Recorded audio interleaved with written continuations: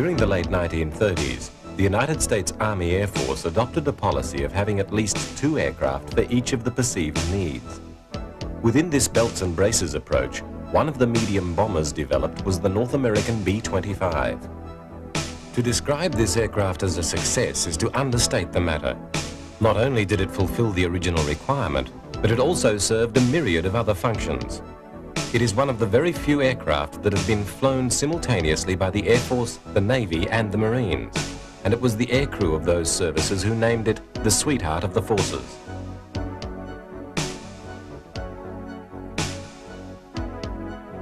Perhaps minor among its other distinctions is the fact that it was the only American aircraft of World War II to be named after an individual. For the B-25's official name, given to it after production had started, was the Mitchell.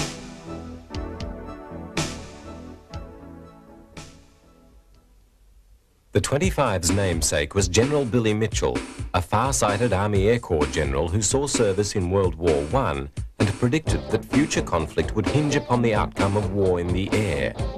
Against considerable opposition from within both the Army and the Navy, he demonstrated the potential of air power with the sinking of a captured German battleship, with bombing from a primitive biplane. Mitchell's vision and his stubborn promotion of air power were badly out of step with the prevailing moods of the service chiefs, and with both Army and Navy allied against him, it was to cost him his career. Between the wars, the Army Air Corps, restricted in funds, was often limited to mercy flights, dropping food parcels, and was relegated to delivering the mail.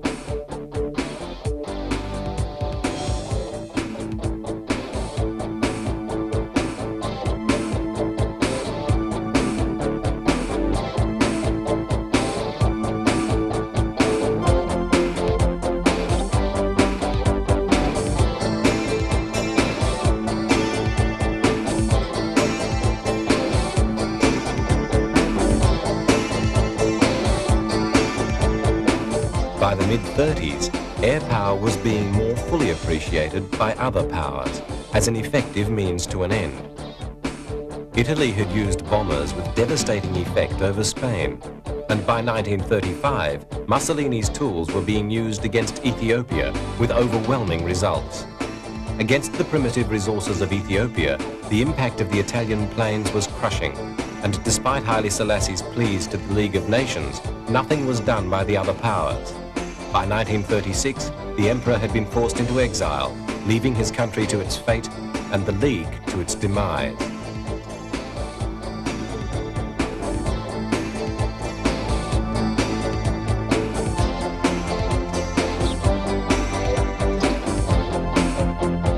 The turning of world events produced a few tremors within the USA, and perhaps significantly, in that year, cadets from West Point were given their first formal training in aerial combat.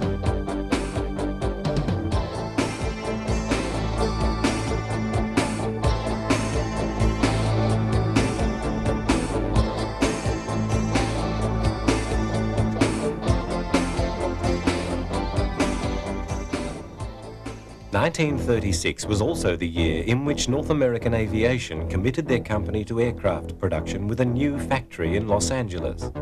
For the day, their product, like this observation plane with retracting undercarriage and other relatively advanced features, were sophisticated designs.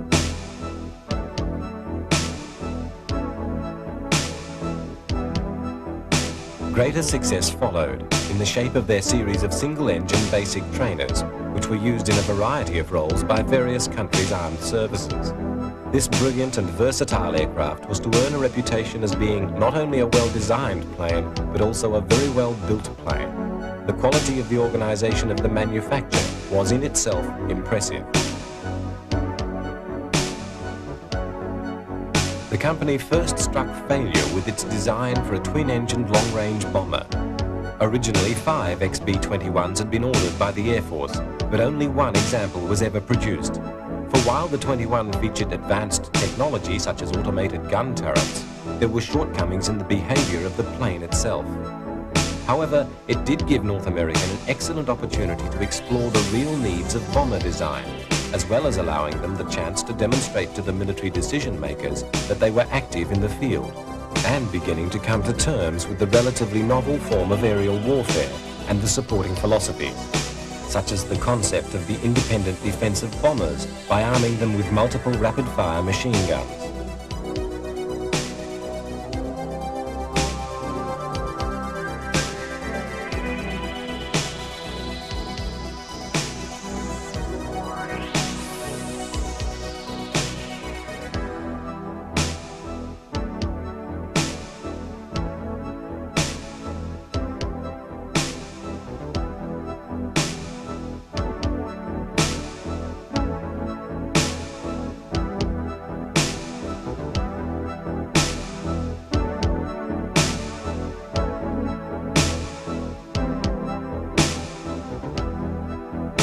Undaunted by the failure of the B-21, NAA proceeded to develop another design, and, using its own money, it produced the NA-40. This model took the sophistication further, including tricycle undercarriage, enabling landing at high speed. This is a model of the NA-40 in wind tunnel testing. The model's twin fins were adopted as a means of gaining greater directional stability. All in all, the design was considered vastly superior to its predecessor, but still more improvements were envisaged.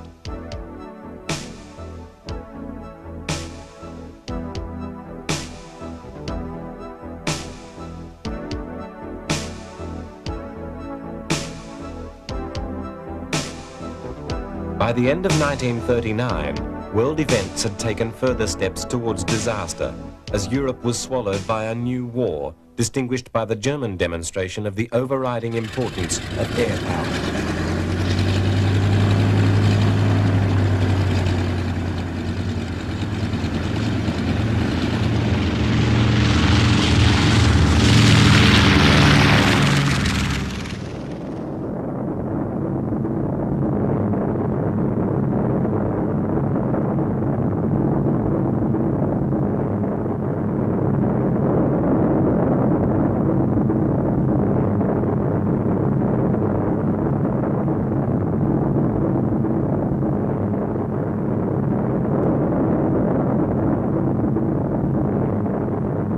Across the Atlantic, worried planners were reflecting on Mitchell's prophecies, and among other designs pushed into emergency development was the NA-40, with provisos that the wing be lowered and the fuselage be widened. But even though these changes were considered essential, the design was favorably enough assessed for orders to be placed for 178 of the new type off the drawing board. The first of the fuselages was dedicated to weight testing. With the main support removed, added weight was placed all round the structure to test the design's resilience under stress.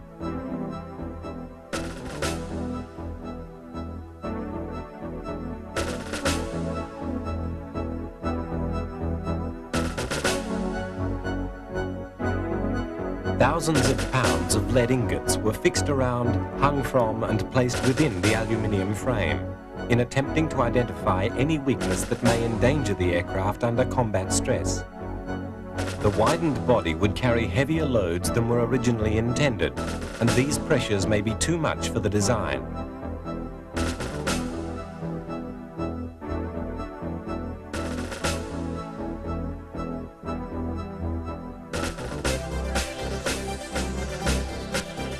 If you look carefully here, you can see the panels rippling under the enormous sustained pressure, but the tests did prove the fuselage to be adequate.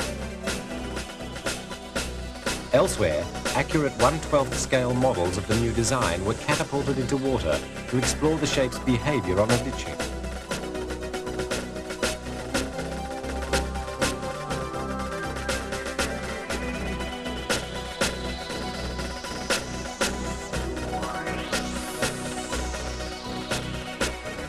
Back at the factory, different skills were being employed.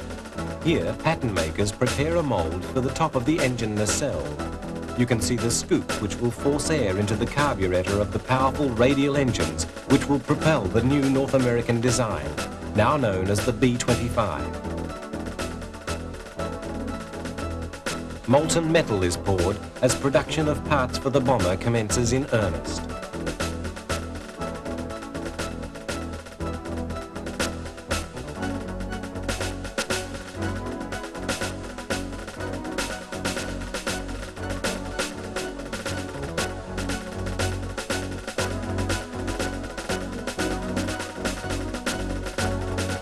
the main fabrication shop, workers begin to assemble the fuselage on a jig, and slowly the aeroplane's form starts to take shape. The very early construction of the B-25 still employed a great deal of hand skills and hard labour.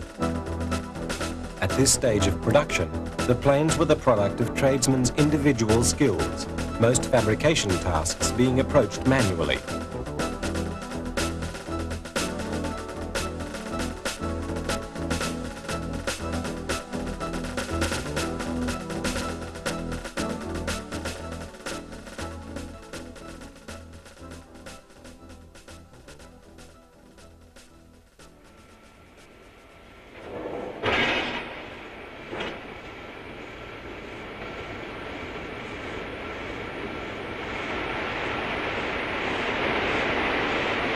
Skilled hands and steady eyes combined with pride of trade in a hive of activity surrounding the emergence of the new medium bomber, now officially dedicated and given its name.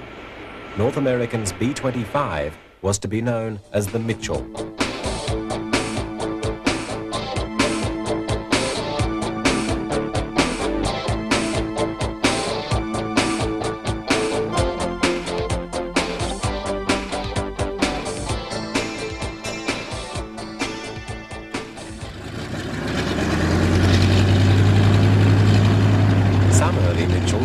Their way to the United Kingdom, where they were soon embroiled in that country's involvement in the war. But the majority were ordered for the local market, destined for Army Air Force service. Though, clearly, by this stage the service chiefs would have been fairly certain that these too would be engaged in the conflict before very long. The aircraft's light weight-to-wing ratio and the balance of the overall shape resulted in a package that was very easy to fly. And this in turn inspired great confidence and easy acceptance from the crews. Clearly, North American aviation had a winner on its hands.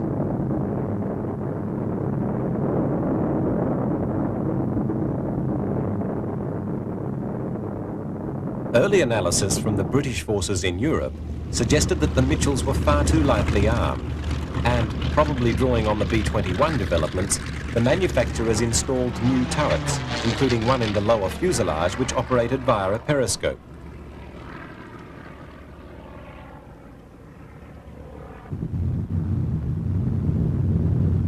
These added defences, although not fitted to all models, were to prove very timely, because on December the 7th, 1941, another chapter in world events was to be written. Japanese carrier forces unleashed their attack on Pearl Harbor, with devastating results.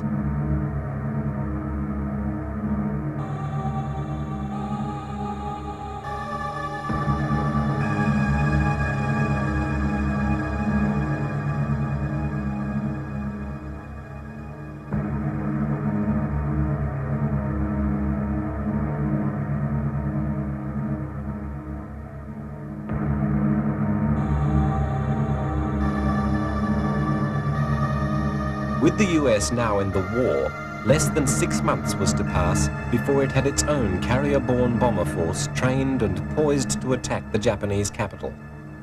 The US retaliation could only be achieved by multi-engined aircraft working from a carrier deck.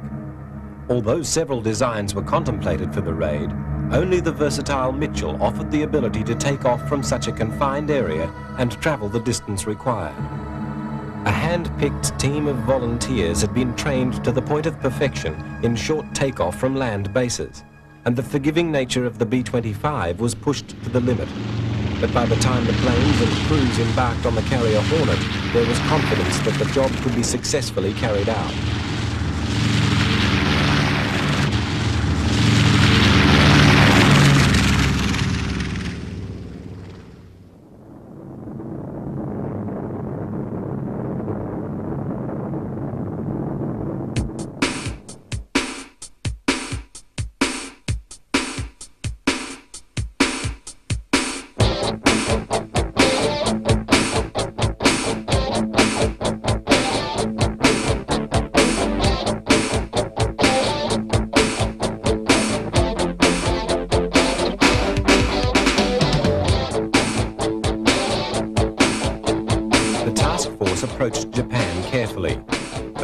still short of the intended takeoff point, the ships were sighted by Japanese fishing boats. The boats were sunk, but this was not before there had been radio transmission from them. Accordingly, with the risk of the loss of the carriers uppermost in their minds, the decision was made to launch the raid early.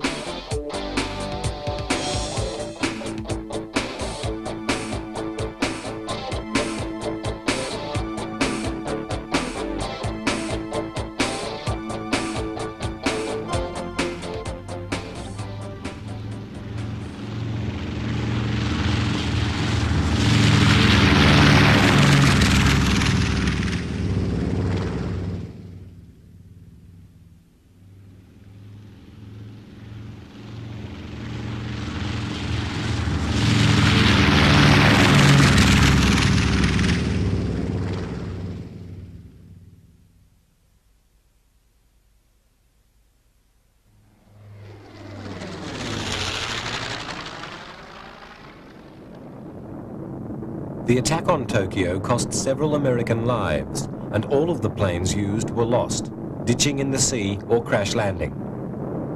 The raid had three important effects: demonstrating to the Japanese people that their homeland was not invulnerable to attack from American forces, causing the Japanese government to realize the same message and tie up a considerable percentage of its military power in defense of its home shores, and, perhaps most important, giving a boost to US morale.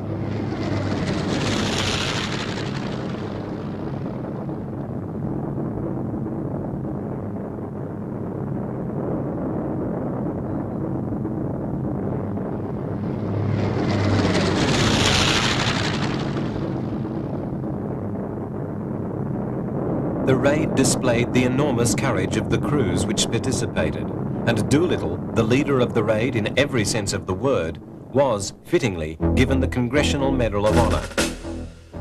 Standing to his left is General Hap Arnold, who was Chief of Staff for the Air Force. This is General Arnold again, seen on a visit to the North American aviation plant at Los Angeles, looking over the factory and undoubtedly discussing the delivery of more B-25s and the modifications to the plane that were being constantly evaluated. Arnold had his own B-25, which displayed a badge on its side identifying his rank and position. It was maintained as a transport to carry the general and his staff to various parts of the country at high speed. By now, the production of the B-25 was a matter of maximum priority because it and the other aircraft in the US inventory held the key to speedy victory. Like many coastal aircraft plants, the North American factory at Inglewood was considered a prime target for enemy assault. With the prospect of attack, elaborate camouflage was employed to hide the production lines. In the hot Californian sun, the shade of the netting was a welcome side effect. To increase production, the LA factory extended still further, even though by this time a whole new factory had been constructed in Kansas City, dedicated to B-25 manufacture. The Los Angeles effort even included commandeering the Hollywood Park racecourse. During the war years, the recreation of horse racing was suspended, and the idle grounds of the course were used to store components for the B-25's construction, while other areas were taken over with administration offices and sub-assembly workshops. Inglewood remained North American aviation's main plant and became rapidly more automated as mass production techniques took over from the initial small-scale production. With a large percentage of the male population directly engaged in the armed forces, US industry employed large numbers of women workers for the first time, making the weapons of war. The demands of the military grew, the war effort gained momentum, and the daily output of the Mitchell swelled in parallel.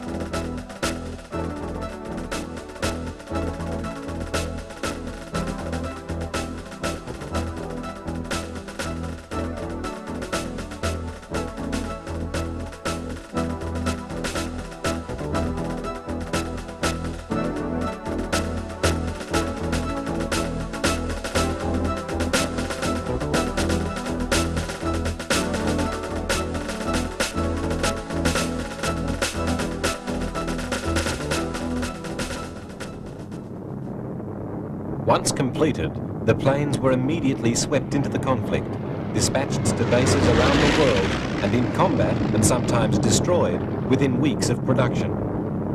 The Mitchells found their way to practically every theatre of World War II, in many guises.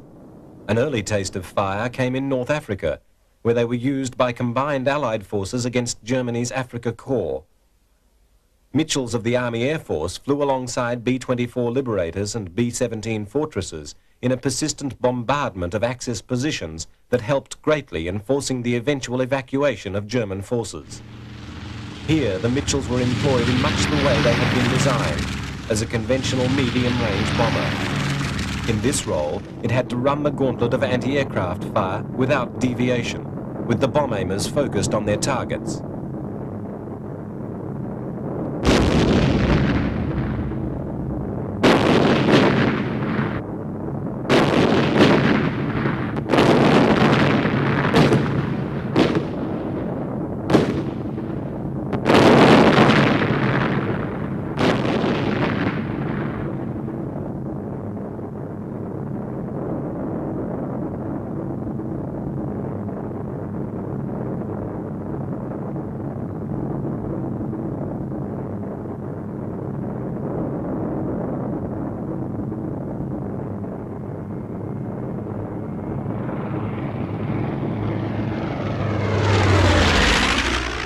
The bombers' support of the 1942 Operation Torch landings in French North Africa played a major role in that action and in the campaign that followed.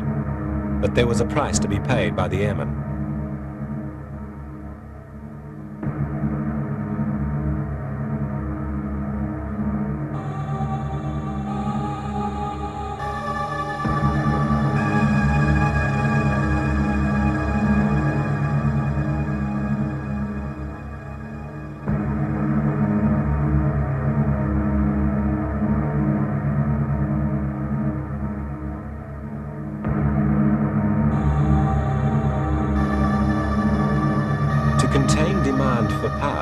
And to compensate for shortages. As planes became unflyable, they were passed for the attention of the specialist cannibals who would dismantle the entire structure in search of reusable bits. Often, otherwise useless planes would be grafted together.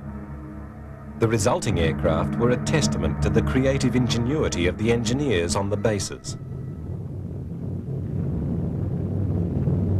Similar ingenuity was displayed on the other side of the world, where groups operating from a base in northern Australia made an unauthorized field modification to standard B-25s. They gave them a more substantial forward firepower by placing added machine guns in the wings, just outside of the propeller arc.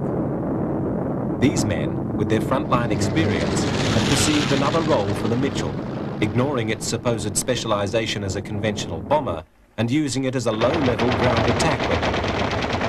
News of the success of these early flight modifications quickly got back to engineers at Inglewood, and although in horror at the danger of damage to the wings they banned continuance of the practice, they promptly started to investigate the idea themselves back at the factory. At first, experiments were made with 2 additional 50 caliber machine guns located on the outside of the fuselage beside the pilot. The plane immediately gained in firepower, but the impact of the guns and the weight of the installation, so close to the cockpit, caused concern. If you look carefully, you can see the effect of the firing on the thin aluminium surface, inches from the pilot's seat.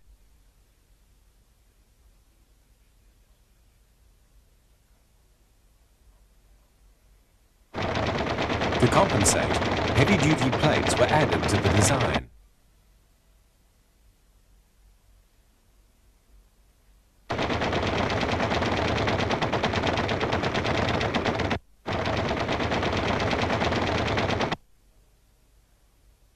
An additional 4 50 caliber machine guns were mounted in the nose, providing the Mitchell with more forward firepower than many fighters.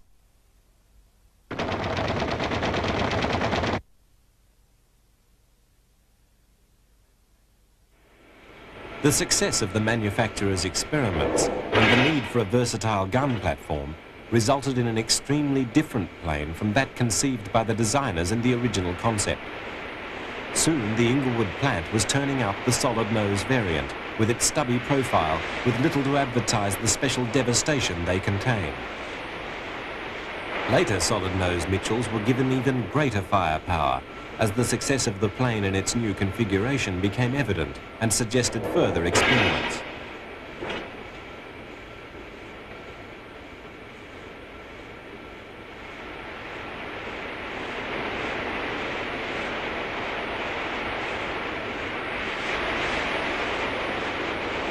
The modification procedure itself became refined and streamlined. Here, 2 gun cells are fitted with 50 calibers in a process that is simple and efficient. This carried over into the installations on the planes, making them easy to maintain in the field in the often primitive conditions of forward bases.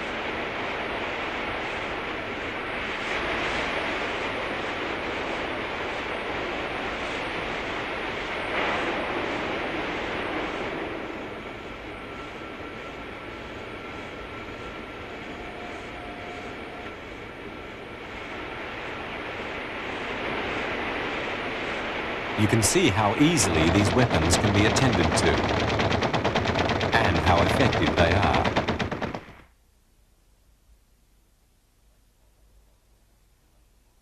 The later models had the dorsal turret moved forward, where, if needed, its 250s could be added to the plane's awesome barrage.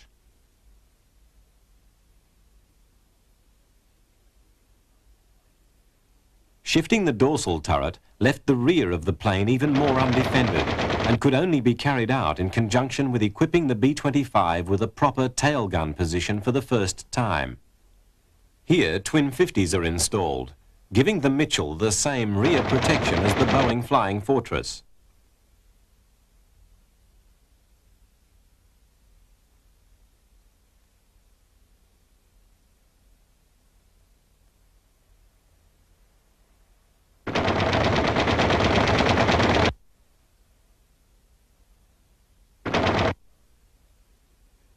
The ventral turret had never been a success, the periscope proving difficult to use, and it had been discarded.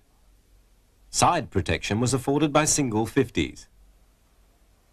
Standard solid-nose 25s were, therefore, deploying the protection of 14 machine guns, and some planes were to carry even more. Many Mitchells had an additional forward-firing weapon that was truly extraordinary, a single fixed cannon firing a 75mm projectile. This awesome weapon, basically a naval cannon, was for many years the largest gun ever fitted to a US plane. It was mounted directly below the pilot's seat with a highly effective damper to absorb the recoil of the gun.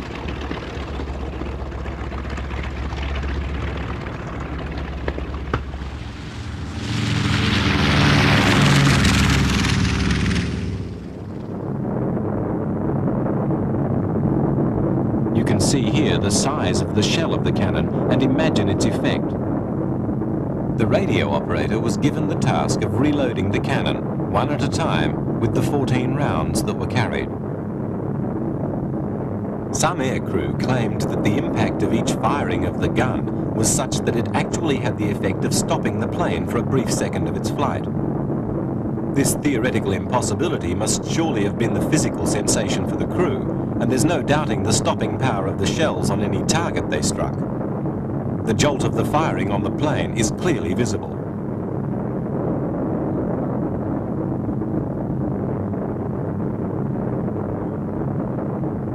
With these modifications, the Mitchells of all 3 services were able to use firepower against naval targets that was unprecedented in its ferocity and its effectiveness.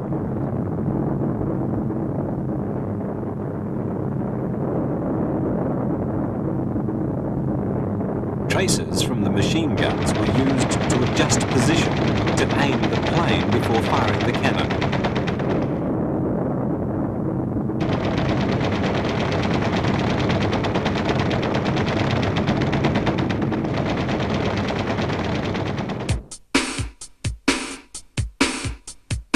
So successful were solid-nose Mitchells that the manufacturer's options continued in development. here with a kit that employed 8 .50 calibers in a completely self-contained package.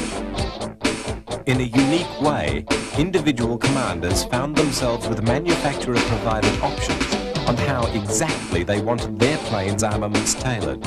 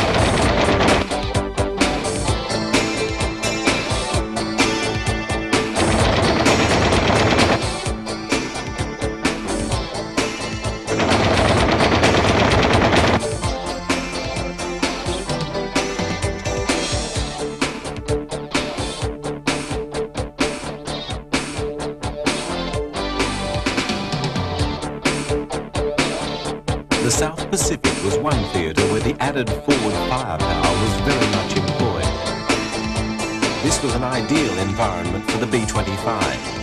The Japanese island strongholds did not need the saturating attention of heavy bombers like the industrialized centers of Europe. Rather, they needed the more surgical excision of the low-flying and more selective Mitchell. The precision of the 25s provided great but economical effect.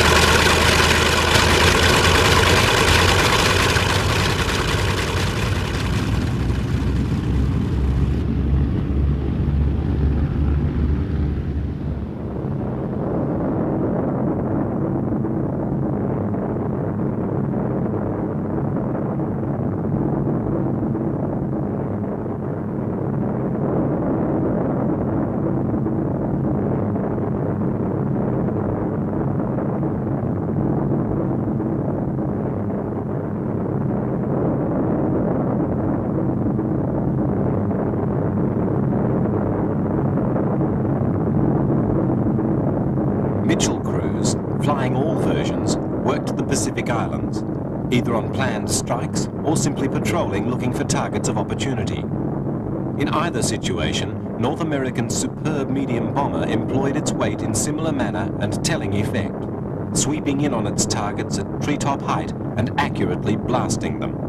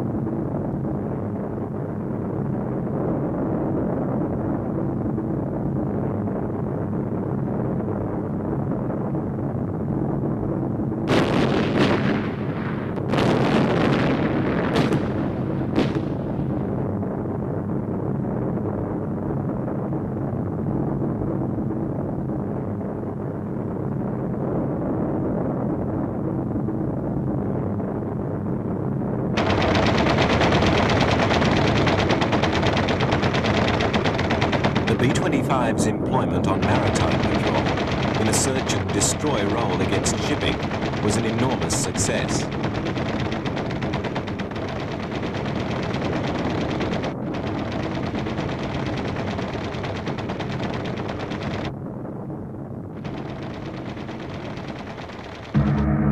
The Japanese fought fiercely back, and many Mitchells suffered violent ends, sometimes at the hands of flak or ground fire, and sometimes at the hands of the occasional Zero. Although the Mitchell was a robust fighting machine, its use at low level meant that it often presented itself as an accessible target.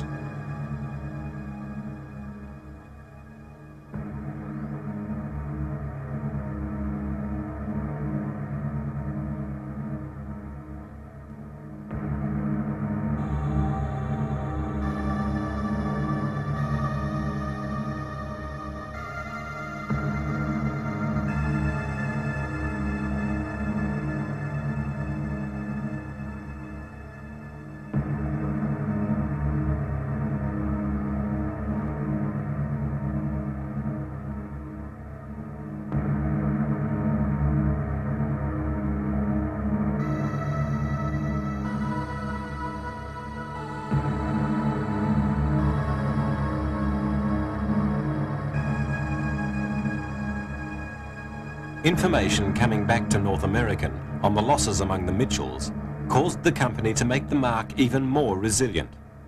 These aircraft, coming off the production line, have armoured plate under the windscreen, and the area painted yellow is all heavy armour.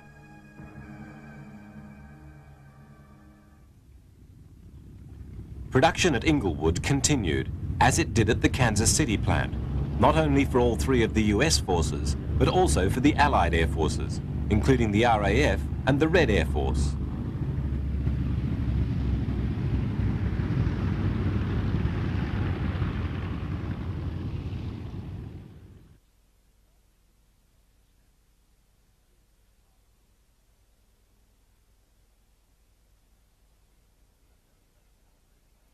Here, a very late model Navy variant and its near-identical Air Force counterpart stand side by side in the final stages of production.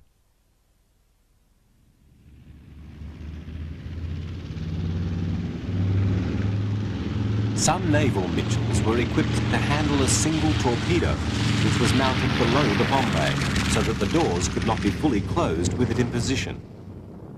Only after the release of the weapon could the fuselage be sealed.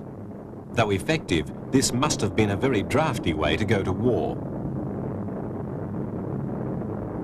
Less than totally successful with the erratic iron bombs of the day, the B-25s would still, on occasion, tackle conventionally delivered bombing from the safety of a high altitude.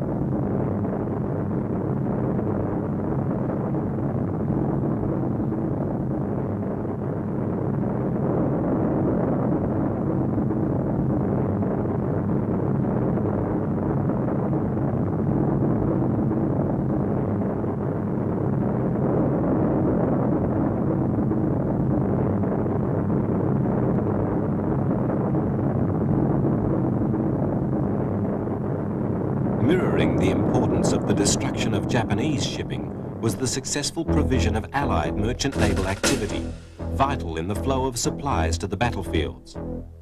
Hundreds of thousands of bombs moved around the world in their holds. Munitions of all descriptions found their way to the fronts and to the bombers which delivered them.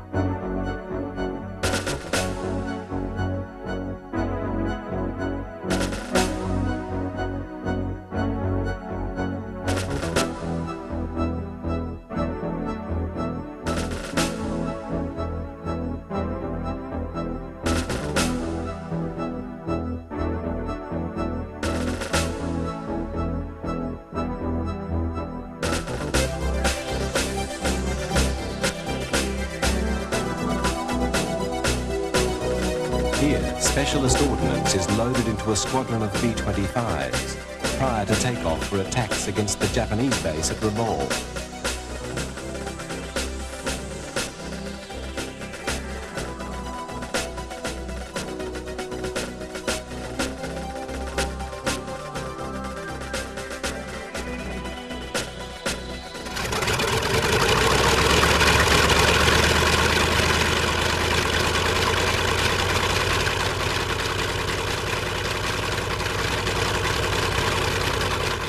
Looking weary and war-worn, these Mitchells, which appear to be the C model, make their way on one more mission.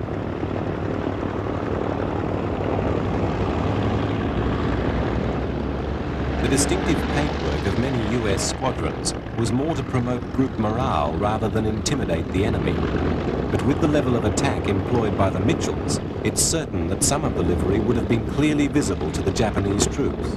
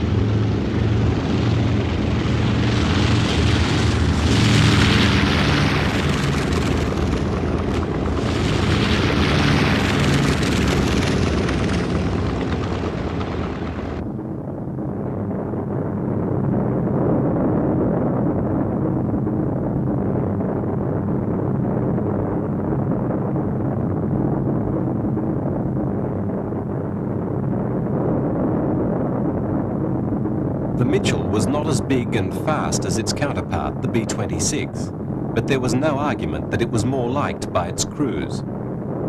For the crew of the B-25, there was comfort in the plane's responsive maneuverability, in its robustness, its ability to sustain damage and still fly. And if all else came to naught, in the fact that the plane was easy to get out of in an emergency.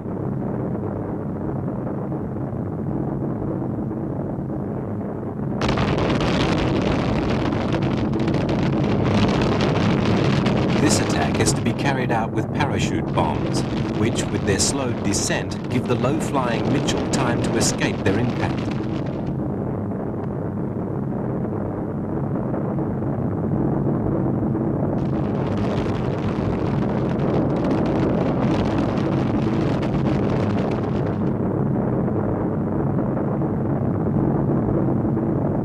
Here, if you look carefully, you can see the effect of skip bombing, where the bomb bounces off the ground on its way to the target, exploding on its second contact. Again, this gives the bomber time to escape the blast.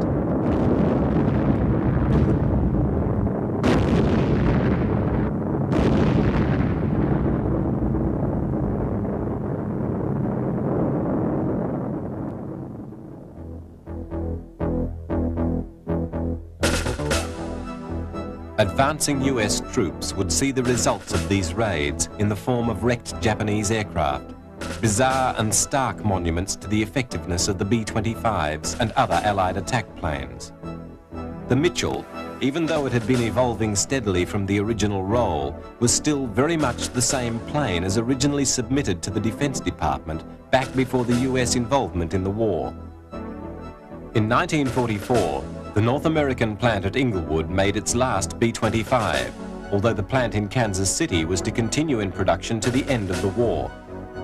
The California plant was turned over entirely to construction of the P-51 Mustang and later jet development, which was to lead to aircraft like the F-86 Sabre. These aircraft, the last to leave the California plant, are of a batch of 1000 H models.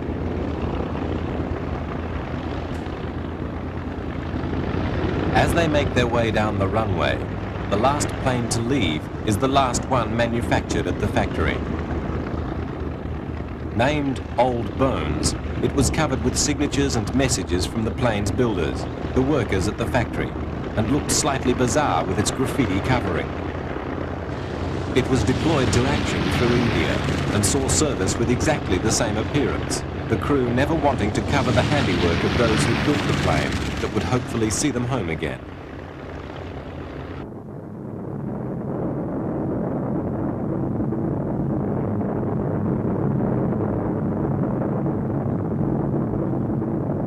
Many B-25s survived the war and returned to the US. In the post-war years, many continued in service in a variety of roles. In the majority of cases, the plane's immense firepower was removed, but the planes remained useful, serving as trainers, transports, and communications vehicles. Many surplus Mitchells were purchased as private planes and refitted as executive transports. The versatile basic concept took all these tasks in its stride. At the end of the day, the Mitchell had been produced in greater numbers than any other Allied twin-engined bomber, and it had seen service in more theatres and in the liveries of more countries and services than any of its counterparts. Even today, the few still in the air are a joy to fly, responsive, calm, and forgiving. It's no wonder that it earned itself the title Sweetheart of the Forces.